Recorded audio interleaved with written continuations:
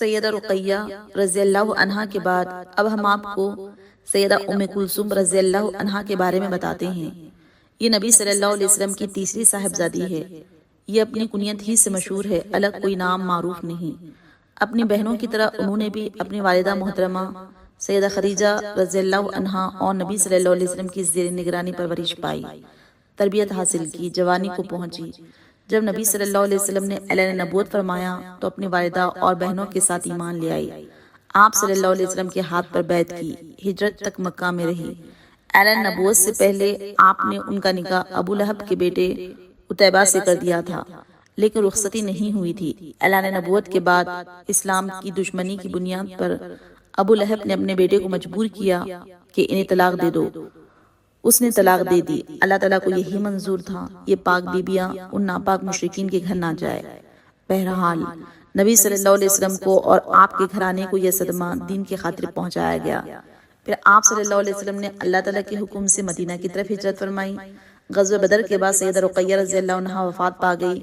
سیدنا عثمان رضی اللہ عنہ پر ان کی وفات کا بہت اثر تھا، نہایت غمگین رہتے تھے۔ نبی صلی اللہ علیہ وسلم نے انہیں اس درجے مغموم میں دیکھا تو فرمایا کہ اے عثمان، مجھے اللہ تعالیٰ نے حکم دیا ہے کہ میں اپنی دوسری بیٹی تیرے نکاح میں دے دوں۔ جو مہر رقیہ رضی اللہ عنہا کے لیے مقرر ہوا تھا اتنا ہی ام کلثوم کا مہر ہو۔ اس سلسلے میں ایک روایت یہ ہے کہ سیدنا عمر رضی اللہ عنہ کی صاحبزادی سیدہ حفصہ رضی اللہ عنہا کا پہلا خاوند فوت ہو گیا، اور ادھر سیدنا عثمان رضی اللہ عنہ کی زوجہ محترمہ فوت ہو گئی، تو سیدنا عمر رضی اللہ عنہ نے سیدہ حفصہ رضی اللہ عنہا کے نکاح کے لیے سیدنا عثمان رضی اللہ عنہ کو پیشکش کی، لیکن سیدنا عثمان رضی اللہ عنہ نے نکاح سے معذرت کر لی۔ اس پر سیدنا عمر رضی اللہ عنہ نے افسوس کے طور پر رسول اللہ صلی اللہ علیہ وسلم سے اس بات کا ذکر کیا تو آپ نے ارشاد فرمایا پریشان ہونے کی ضرورت نہیں ہے، جو شخص حفصہ رضی اللہ عنہا کو اپنے نکاح میں لے گا وہ عثمان سے بہتر ہوگا، اور عثمان جس عورت سے نکاح کریں گے وہ حفصہ سے بہتر ہوگی۔ چنانچہ اسی فرمان کے مطابق سیدہ حفصہ رضی اللہ عنہا سے نبی صلی اللہ علیہ وسلم نے خود نکاح فرمایا، اور سیدنا عثمان سیدہ ام کلثوم رضی اللہ عنہا کا نکاح سیدنا عثمان رضی اللہ عنہ سے ہوا۔ اس طرح سیدنا عثمان رضی اللہ عنہ کو نبی صلی اللہ علیہ وسلم کا دوہرا داماد ہونے کا شرف حاصل ہوا، اور یہ شرف پوری دنیا میں کسی کو نہیں ملا۔ کسی نبی کی دو بیٹیاں ایک کے بعد ایک دیگرے دنیا کے کسی شخص کے نکاح میں نہیں آئی۔ ایک اور بڑا اعزاز سیدنا عثمان رضی اللہ عنہ کے حصے میں یہ آیا کہ سیدہ ام کلثوم رضی اللہ عنہا سے ان کا نکاح اللہ کے حکم سے ہوا۔ اس سلسلے میں انہیں ذو النورین کا لقب ملا، یعنی دو نوروں والا۔ یہ نکاح ربیع الاول 3 ہجری میں ہوا۔ چند ماہ بعد یعنی جمادی الاخری میں رخصتی ہوئی۔ ام کلثوم رضی اللہ عنہا کے ہاں سیدنا عثمان رضی اللہ عنہ سے کوئی اولاد نہیں ہوئی۔ جب تک سیدہ رقیہ رضی اللہ عنہا اور ان کے بعد سیدہ ام کلثوم رضی اللہ عنہا عثمان رضی اللہ عنہ کے نکاح میں رہی، انہوں نے اور کسی عورت سے نکاح نہیں کیا۔ اس سلسلے میں انہیں نبی صلی اللہ علیہ وسلم کا احترام بھی تھا، بھلا وہ اس بات کو کیسے پسند فرماتے ان کے کسی اقدام سے نبی صلی اللہ علیہ وسلم کو تکلیف پہنچے۔ سیدہ ام کلثوم رضی اللہ عنہ کو رنج پہنچتا، اور اگر انہیں رنج پہنچتا تو ظاہر ہے کہ نبی صلی اللہ علیہ وسلم کو تکلیف ہوتی، اور یہ بات سیدنا عثمان رضی اللہ عنہ کو کسی قیمت پر گوارا نہ تھی۔ سیدہ ام کلثوم رضی اللہ عنہا عمدہ لباس پہنتی تھی۔ نبی صلی اللہ علیہ وسلم کے خادم خاص انس بن مالک رضی اللہ عنہ بیان کرتے ہیں، میں نے ام کلثوم رضی اللہ عنہا پر ایک بیش قیمت چادر دیکھی، وہ ریشم کی دھاریوں سے بنی تھی۔ ظاہر ہے کہ سیدنا عثمان رضی اللہ عنہ بہت بڑے تاجر تھے، خوشحال تھے۔ ان حالات میں ان کی زوجہ محترمہ اچھا لباس پہن سکتی تھی۔ نبی صلی اللہ علیہ وسلم کی تیسری بیٹی سیدہ ام کلثوم رضی اللہ عنہا کا انتقال بھی آپ صلی اللہ علیہ وسلم کی زندگی میں ہوا۔ چنانچہ ماہ شعبان 9 ہجری میں سفر آخرت پر چل گئی۔ انا للہ و انا الیہ راجعون۔ نبی صلی اللہ علیہ وسلم کی 3 بیٹیوں اور صاحبزادوں کا آپ کی زندگی میں انتقال کر جانا عجیب اتفاقات قدرت میں ہے۔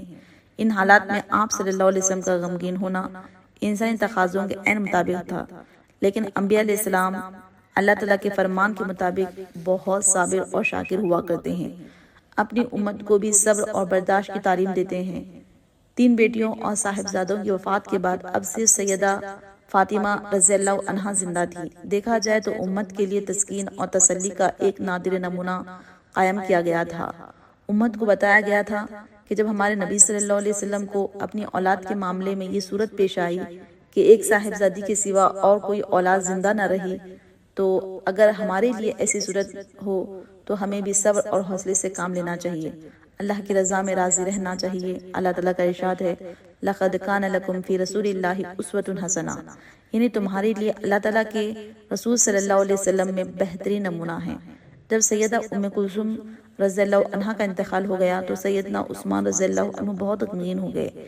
ان حالات میں نبی صلی اللہ علیہ وسلم نے ان کی تسکین کے لیے فرمایا، اگر میرے پاس کوئی اور بیٹی ہوتی تو میں اسے بھی عثمان کے نکاح میں دے دیتا۔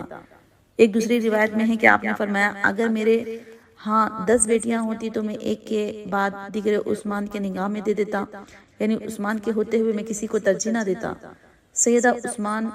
سیدہ ام کلثوم رضی اللہ عنہا کو سیدہ صفیہ بنت عبد المطلب، سیدہ اسماء بنت امیس اور ام عطیہ انصاری رضی اللہ عنہا نے غسل دیا۔ نبی صلی اللہ علیہ وسلم نے غسل کے بارے میں ہدایت فرمائی کہ بیری کے پتے والے پانی سے 5 یا 7 بار غسل دے، پھر کافر کی خوشبو لگائے، اس کے بعد مجھے اطلاع دے۔ لہٰذا اسی طرح کیا گیا۔ جب آپ کو اطلاع دی گئی، آپ نے کفن والے کپڑے اس طرح پکڑوائے، پہلے ایک چادر، پھر ایک قمیص، پھر ایک اوڑھنی، اس کے بعد ایک بڑی چادر جس میں تمام جسم کو لپیٹ دیا گیا۔ اس طرح سیدہ ام کلثوم رضی اللہ عنہا کو کفن دیا گیا۔ نبی صلی اللہ علیہ وسلم نے خود نماز جنازہ پڑھائی، پھر انہیں جنت البقیع میں لایا گیا۔ نبی صلی اللہ علیہ وسلم قبر کے قریب بیٹھ گئے، صدمے کی وجہ سے قبر میں نہیں اترے۔ سیدنا علی، سیدنا فضل بن عباس اور سیدنا اسامہ بن زید رضی اللہ عنہ قبر میں اترے۔ صحیح بخاری میں ہے کہ سیدنا انس رضی اللہ عنہ فرماتے ہیں کہ ایک مرتبہ نبی صلی اللہ علیہ وسلم ام کلثوم رضی اللہ عنہا کی قبر پر تشریف فرما تھے اور آپ کی آنکھوں سے شدت غم سے آنسو جاری تھے۔ اللہ تعالیٰ کی ان پر ہزار رحمت نازل ہو، آمین۔